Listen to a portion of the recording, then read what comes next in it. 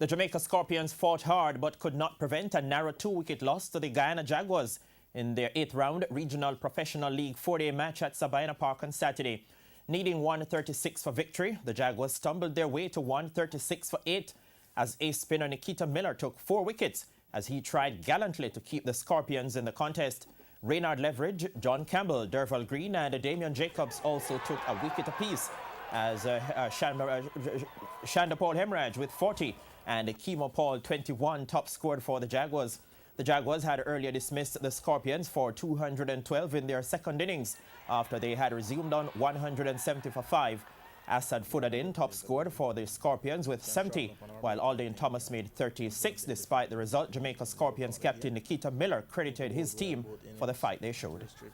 Guyana 200 in the first innings was, a very well done job by my team, and to, after scoring 104 runs in our first innings and to, make a game out of it like this, credit must go to the team.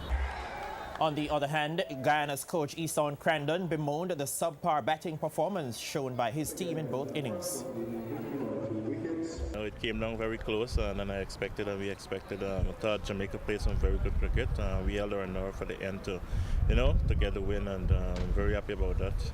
Having said so, we didn't really bat well in both first and second innings. The condition here, the pitch is very difficult one to bat on. I thought the spinners really utilized the conditions well, especially Nikita Miller, captain, and he was supported by the other spinners. And our quicks, I thought we bowled well in first innings to restrict Jamaica to 106, and we let them off a little bit in the second innings where they got after a good start, 100 without loss.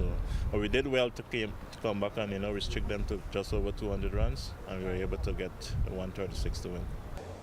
It was the third loss for the Scorpions in the competition.